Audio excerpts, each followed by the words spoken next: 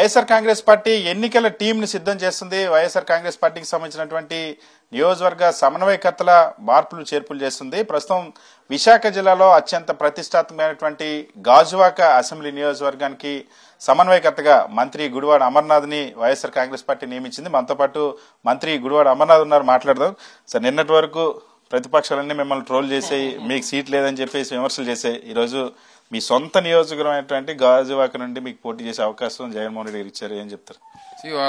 ముఖ్యంగా జగన్మోహన్ రెడ్డి గారికి మన అనకాపల్లి ఇచ్చేసినప్పుడు వారికి చెప్పడం జరిగింది, జగన్మోహన్ రెడ్డి గారి మళ్ళీ అధికారంలోకి రావడం కోసం ఏ త్యాగానికైనా సిద్ధం, ఆయన ఆ రాష్ట్రంలో మళ్ళీ రెండోసారి ముఖ్యమంత్రి అవడం అనేటువంటిది ఒక చారిత్రాత్మకమైనటువంటి అవసరం అనేటువంటిది నేను వేదిక మీదుగా 50-60 వేల మంది జనం సాక్షిగా చెప్పడం జరిగింది. అంతే ప్రేమతో జగన్మోహన్ రెడ్డి గారు కూడా అమర్ని నా గుండెల్లో పెట్టుకుంటాను, రాబోయేటువంటి కాలంలో చాలా మంచి చేస్తాను అనేటువంటి మాట చెప్పారు. ఆయన గుండెల్లో స్థానం మించి ఇంకోటి లేదు నాకు. ఏదేమైనప్పటికీ ఎండ్ ఆఫ్ ద డే ఎన్నికల్లో పార్టీకి ఏ రకంగా ఉపయోగపడాలి, పోటీ చేసి ఉపయోగపడాలా, లేకపోతే జగన్మోహన్ రెడ్డి గారు అప్పచెప్పినటువంటి బాధ్యతని నిర్వర్తించి ఉపయోగపడాలనేటువంటిది అది end of the day Jaganmohan Reddy గారి నిర్ణయానికి వదిలేశాం. ఈ రోజు గాజువాక నియోజకవర్గ సమన్వయకర్తగా నన్ను నియమించి అక్కడ గెలుచుకు రావాలని చెప్పి వారు ఆదేశించడం జరిగింది. ప్రతిష్టాత్మకమైనటువంటి నియోజకవర్గం మీ అందరికీ తెలుసు. ఆల్మోస్ట్ 3,25,000 ఓట్ల కలిగినటువంటి అతిపెద్ద నియోజకవర్గం గాజువాక.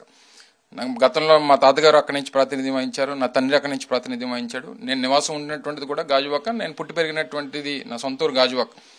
ఏదేమైనప్పటికీ మీరు అన్నట్టు నేను పుట్టినటువంటి ఆ గడ్డ మీద గతంలో నా తండ్రి నా తాత పనిచేసినటువంటి అదే నియోజకవర్గంలో మళ్ళీ అవకాశం రావడం, మళ్ళీ జగన్మోహన్ రెడ్డి గారి ద్వారా ఆ ప్రాంత ప్రజలకి సేవ చేసుకునేటువంటి అవకాశం రావడం అనేటువంటిది ఒక మంచి అవకాశంగా నేను భావిస్తా. తప్పకుండా ఆ ప్రాంత ప్రజలందరూ కూడా వైఎస్ఆర్ కాంగ్రెస్ పార్టీని గతంలో ఏ రకంగా నాగిరెడ్డి గారిని నన్ను ఆశీర్వదించారో అదే రకంగా ఆశీర్వదిస్తారని చెప్పి ఆశిస్తా ఉన్నా.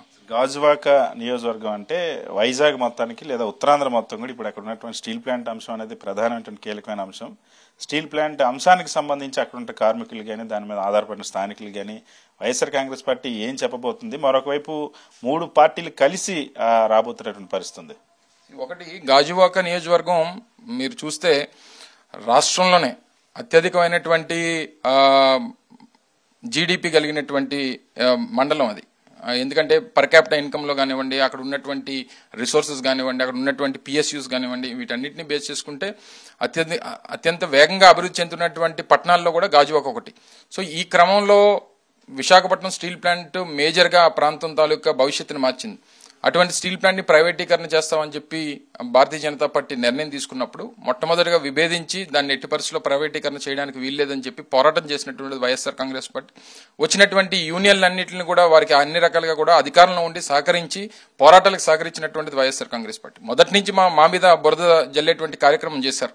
ఎందుకంటే భారతీయ జనతా పార్టీ నిర్ణయం తీసుకుంది, వైఎస్ఆర్ కాంగ్రెస్ పార్టీ ఏం మాట్లాడట్లేదనో లేకపోతే ఫైట్ చేయట్లేదనో పోరాటం చేయట్లేదన్నటువంటి ఒక నిందన మా మీద మోపాలనేటువంటి ప్రయత్నం చేశారు. ఇప్పుడు దొంగలు ఎవరో అనేటువంటిది బయటపడిపోయింది. ఈరోజు చీకటి మిత్రులు ఎవరు, ఏ రకంగా దీన్ని సహకరిస్తూ వచ్చారు అనేటువంటిది పొత్తుల ద్వారా క్లియర్గా అర్థమవుతా ఉంది. మా స్టాండ్ ఈ రోజు కూడా అదే స్టాండ్, ప్రైవేటీకరణ చేయడానికి వీల్లేదు, దాన్ని కాపాడుకునేటువంటి బాధ్యత వైఎస్ఆర్ కాంగ్రెస్ పార్టీ చేస్తుందని చెప్పి మొదటి నుంచి ఏదైతే స్టాండ్ ఉన్నో అదే స్టాండ్. ఇప్పుడు అదే మాటని ఈరోజు కూటమి కూడా చెప్పాలి కదా, ఏం మాటిస్తారు? ఎందుకంటే భారతీయ జనతా పార్టీ కేంద్రంలో అధికారంలో మేము మొదటి నుంచి చెప్పాం, కేంద్రంలో ఉన్నటువంటి రాజకీయ పార్టీగా చూడకండి, కేంద్ర ప్రభుత్వానికి రాష్ట్ర ప్రభుత్వానికి ఉన్నటువంటి సంబంధాలే మా మధ్య ఉన్నాయి తప్ప భారతీయ జనతా పార్టీకి వైఎస్ఆర్ కాంగ్రెస్ పార్టీకి సంబంధాలు లేవు అనేటువంటి విషయాన్ని అనేక సందర్భాల్లో చెప్పాం, ఇప్పుడు కూడా చెప్తా ఉన్నాం.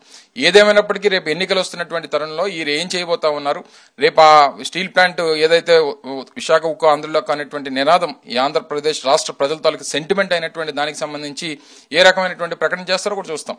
సో దీంతోనన్నా వీరందరూ కూడా ముసుగేసుకున్నటువంటి దొంగలందరూ కూడా బయటపడతారు. ముఖ్యంగా తెలుగుదేశం పార్టీ కానీ ఇతర రాజకీయ పార్టీలు కానీ అన్ని కూడా ఇందులో వారికి సహకరించాయనేటువంటిది క్లియర్ గా అర్థమవుతోంది. గతంలో పవన్ కళ్యాణ్ కాన్స్టిట్యూన్సీ పోటీ చేశారు, ఇప్పుడు పవన్ కళ్యాణ్ పోటీ చేస్తే మీరు పోటీ చేయడానికి సిద్ధమేనా? దాంతో మాకు ఎవరో ఎదుటివాడు ఎవరు అనేటువంటిది మేము ఎప్పుడు కూడా చూడం. అందులో జగన్మోహన్ రెడ్డి గారు ఒక నిర్ణయం తీసుకున్న తర్వాత ఎవరు ప్రత్యర్థులైనా సరే దాన్ని మేము సీరియస్ గా తీసుకోవాల్సినటువంటి అవసరం లేదు. సీరియస్ గా తీసుకోమని సెన్స్ ఎవరైనా ఒకలాగే చూస్తాం.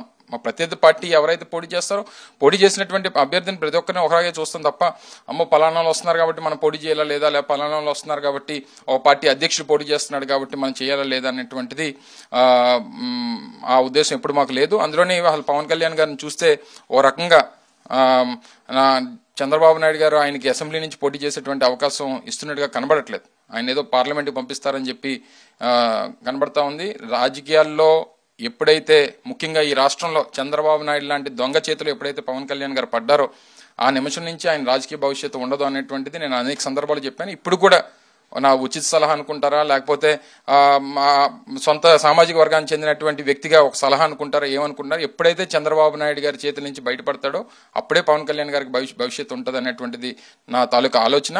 ఆయన హస్తాల నుంచి బయటకు రావాలనేటువంటిది నా అభిప్రాయం. సరే, జనసేన సీట్ల సంఖ్య 24 నుండి 21 తగ్గింది, 3 ఎంపీలు 2కి తగ్గిపోయింది.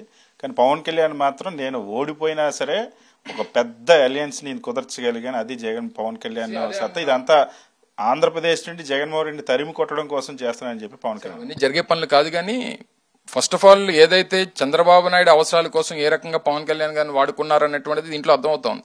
సో అదే ఆయన ఎప్పుడు గ్రహిస్తాడో అప్పుడు ఆయనకి రాజకీయ భవిష్యత్తు ఉంటుంది అన్నటువంటి చెప్తా ఉన్నా. ఇవన్నీ కూడా పాపం పేరుకి ఆయన పెట్టి ఆయనకి ఏదో ఒక బూస్ట్ ఇచ్చి నీ వల్ల ఇదంతా జరుగుతుందని చెప్పి ఆయన్ని మెప్పించి, లేకపోతే ఆయన్ని పొంగించి ఈ రకమైనటువంటి ఆయన 145 సీట్లు పోటీ చేస్తున్నట్టు ఆయన బీజేపీతో పొత్తులు పెట్టుకున్నప్పుడు ఒకటి తగ్గించుకుంటాడట. ఈ 24 పోటీ చేస్తున్నట్టు దాంట్లో 3 తగ్గించుకోవాలి. ఏదైనా న్యాయం ఉందో చెప్పండి. సో ఇవన్నీ కూడా జనసేన పార్టీకి చెందినటువంటి నాయకులు కానీ కార్యకర్తలు కానీ ఆలోచన చేయాలి. దీనివల్ల ఎవరి వల్ల నష్టం జరుగుతుంది? ఆ పార్టీకి చంద్రబాబు నాయుడు గారితో జత కట్టడం వల్ల ఆ పార్టీకి నష్టం. బహుశా ఈసారి పోటీ చేస్తే ఒంటరిగా పోటీ చేస్తే ఓడిపోయి ఉండొచ్చేమో. రేపు భవిష్యత్తులో డెఫినెట్ గా రాజకీయంగా నిలబడతాడనేటువంటి ఒక ఆలోచన డెఫినెట్ గా ప్రజలకే ఉండేది, వాళ్ళ పార్టీ నాయకులు కూడా ఉండేది. ఎప్పుడైతే 175లో 20 సీట్లు పోటీ చేస్తున్నా ఉన్నప్పుడు డెఫినెట్ గా భవిష్యత్తు కూడా అంధకారంలో ఉండేటువంటి పరిస్థితి ఉంటుంది. చంద్రబాబు నాయుడు చేతుల్లో అటువంటి దొంగ చేతుల్లోంచి ఎప్పుడైతే ఆయన బయటపడతాడో అప్పుడే భవిష్యత్తు ఉంటుంది. పవన్ కళ్యాణ్ చంద్రబాబు చేతుల్లో చిక్కుకొని రాజకీయ భవిష్యత్తు లేకుండా పోయారని చెప్తున్నారు. గాజువాక్ నుండి ఎవరు పోటీ చేసినా సరే వైఎస్ జగన్మోహన్ రెడ్డి ఇచ్చినటువంటి ఆశీర్వాదంతో నేను గాజువాక్ నుండి పోటీ చేస్తాను. గతంలో నా సొంత నియోజకవర్గానికి ఈరోజు వైఎస్ జగన్మోహన్ రెడ్డి నన్ను పంపించారు. గతంలో నా తండ్రి నా తాత కూడా ఇదే నియోజకవర్గాన్ని ప్రాతినిధ్యం వహించారు. ఖచ్చితంగా విజయం సాధిస్తానని చెప్పి మంత్రి గుడివాడ అమర్నాథ్ చెప్తున్నారు. వీడియో సత్యతో సతీష్, సాక్షి టీవీ, విజయవాడ.